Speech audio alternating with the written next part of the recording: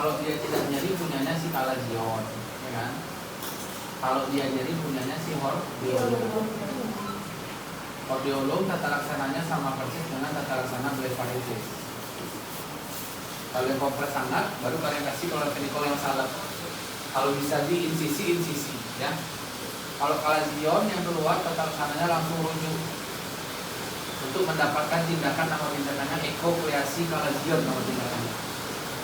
Oke, ini masih yang singkat-singkat aja dulu. Yang jarang keluar ya, yang mustahil keluar sebenarnya. Kelainan bulu mata. Tengok aja bulu matanya, tumbuhnya kemana kan? Ada dua itu, ada trichiasis, ada districhiasis.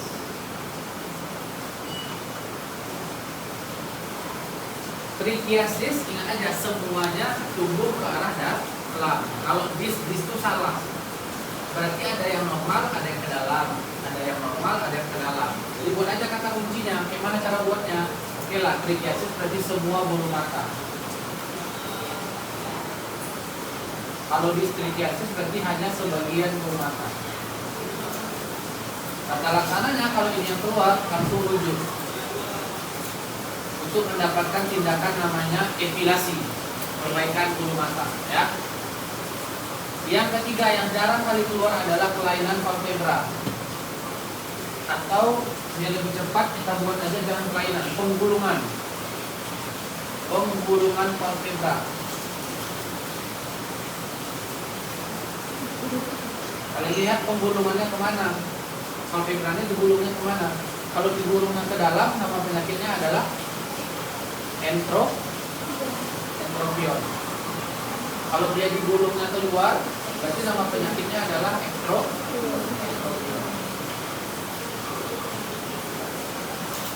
Kalau ini yang keluar, tata laksananya langsung rujuk. Langsung aja. Satu lagi masih muat. Kalau pasiennya baik, dia akan bilang, atau kalian tanya-tanya, dia bilang mata dia perih atau mata dia kering. Berarti dia dosanya apa? Mata kering. Dry eye syndrome. Ini kompetensi 4. Kalau ini yang keluar, obatnya kasih air mata buatan, ya kan? Namanya air karboksi metil selulosa. Eye drop MLS nomor 1 3 mg/GTC 2 Populi Destilasi. Oke, ini ringan-ringan lah. Bisa kalian hafal dengan satu kata kunci, langsung buat ke tata laksana. Nah, sekarang nih, ini harus fokus. Ini harus fokus karena dia beda-beda sedikit ya nanti dengan kelainan yang lain. Kata kuncinya adalah bengkak plus merah di sekitar mata. Ingat kata kunci ya bang, nanti bermakna itu. Nanti kalau nemu yang fotonya. Pertama ini nama penyakitnya dacryoadenitis. Yang kedua dacryocystitis. Hafal dulu kata kunci, nanti abang nemuin. Dacryoadenitis kata kuncinya adalah di sepanjang palpebra.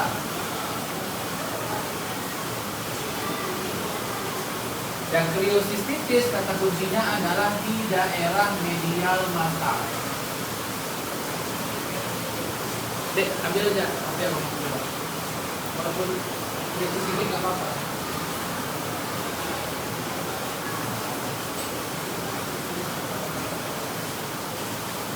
Oke, sekarang coba nih, kalian tengok gambar ini. Nah, juga. Ini nampak ya? Ini nampak, ya. Sekilas kalau kalian lihat gambar ini, bisa nggak kalian bilang ini blefaritis? Bisa lah, karena edem, ya, bengkak dan merah di daerah palpebra. Tapi ingat, kalau dia blefaritis itu bengkak dan merahnya tidak di sepanjang palpebra. Kalau ini kan bengkak dan merahnya dari ujung ke ujung. dari ujung ke ujung. Kalau dia blefaritis, itu bengkaknya di satu bagian aja.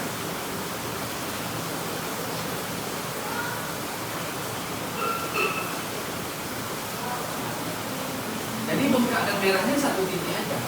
Tapi kalau dia terjadi di sepanjang palpebra, namanya adalah dacryoadenitis. Makanya itulah kawannya dacryocystitis. Bengkaknya di mana bang? Daerah dalam, daerah sakus.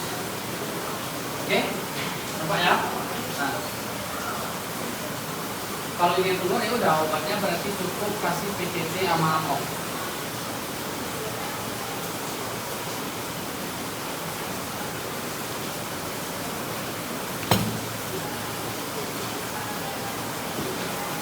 Oke, lanjut.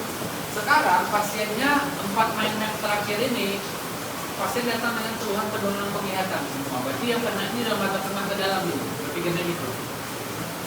Penurunan penglihatan disertai dengan keterbatasan gerak bola mata.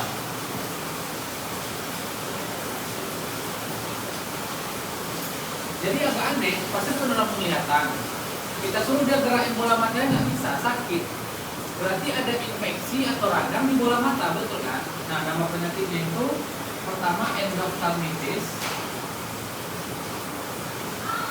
yang kedua namanya panophthalmitis. Bang, dua-duanya sama-sama infeksi di bola mata, bang. Iya. Bedanya apa? Bedanya ini lebih parah. Kalau dia endophthalmitis itu cuma di bola matanya aja. Kalau dia panop itu sampai ke capsula tenon, sampai ke saraf bagian dalam.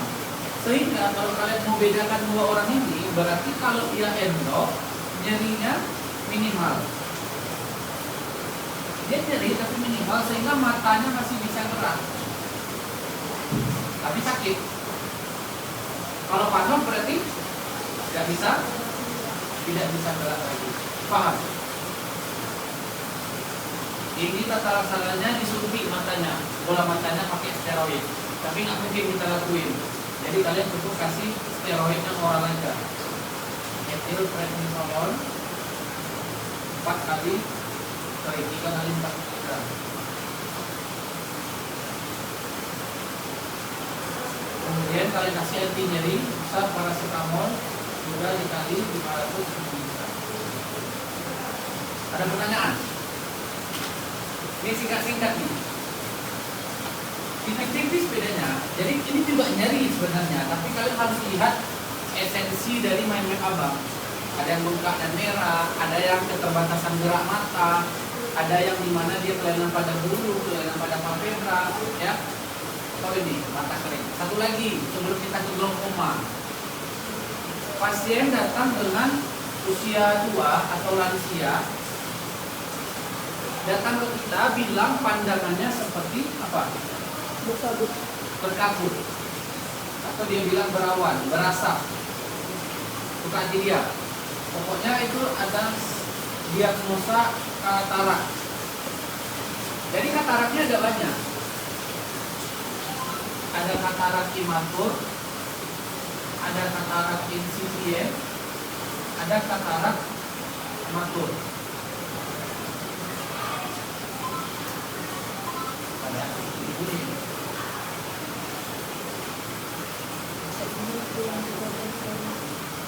Oke, ada tahu bedanya apa?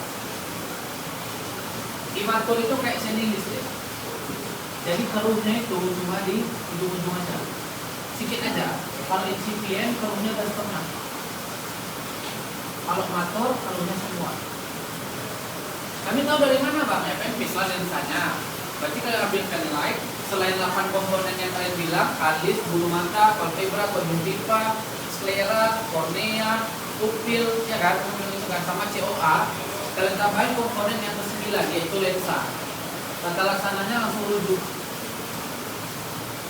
Nah, jadi 1, 2, 3, 4, 5, 6, 7 main map ini singkat, tidak terlalu panjang, tapi komponen peptid tetap harus dilakukan. Kalau ini keluar nggak banyak obatnya, tetes-tetes nggak banyak, ada yang langsung merujuk gitu ya, jadi nggak terlalu berat. Oke, sekarang ada lagi nih, pasien datang ketika dengan penurunan penglihatan disertai dengan adanya nyeri kepala. Apa nih kira-kira? Ada penurunan penglihatan, ada yang lansia, berasak, berawan, oke, katarak. Ada yang penurunan penglihatan, tapi sakit di gerak bola mata, berarti infeksi pada bola mata, endoftalmitis, panoftalmitis. Ada dia sekarang penurunan penglihatan, kabur, tapi nyeri kepalanya, tension. Kenapa? Karena ada peningkatan tekanan. Nama penyakitnya adalah glaukoma. Maka glaukoma itu kan secara sederhana kita bagi menjadi akut dan kronis. Akut dia nyeri, kalau kronis dia tidak nyeri. Sekarang aku tanya sama kalian, kalau dia di OSCI, kira-kira yang keluar yang akut atau kronis? Pasti akut lah. Sampai orang datang ke kita kalau nggak ada nyeri. Berarti langsung aja nanti glaukoma akut sudut terbuka, glaukoma akut sudut tertutup. Maka kalian bilang glaukoma itu ada yang sudut terbuka, ada dia yang sudut tertutup. Apa bedanya? Kan abang bilang kemarin keran air itu kan, kalau keran airnya abang buka, berarti bak mandinya akan dalam. Kan terisi air dia. Kalau keran airnya abang tutup, bak mandinya akan dalam.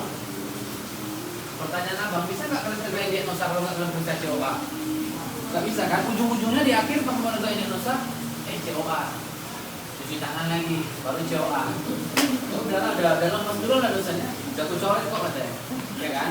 Jadi makanya itu hafal betul sama deh. Aman-aman.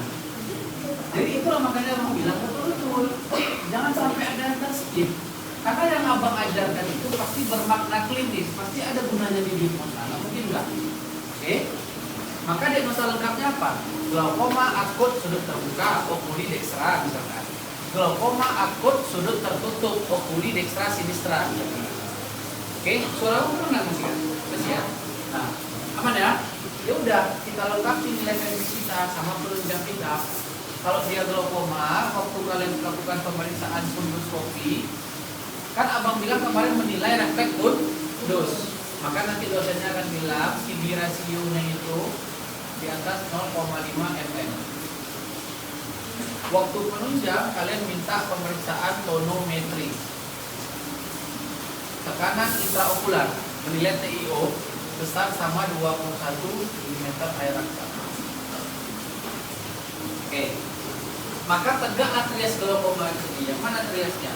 Penurunan penglihatan disertai dengan peningkatan CV rasio, disertai dengan peningkatan tekanan intraokular. Itulah trias dari glaukoma. Tegaklah diagnosa, baru kalian terapi. Kalau dia akut, obatnya acetazolamid 500 mg nomor 28 diberikan 4 kali sehari. Kemudian timolol eye drop 0,5% FLS nomor 1 3 BD BDT 1. Ini obat baru lagi ya, timolol, beta blocker, tapi rata. Kalau dia kronis berarti obatnya timolol aja.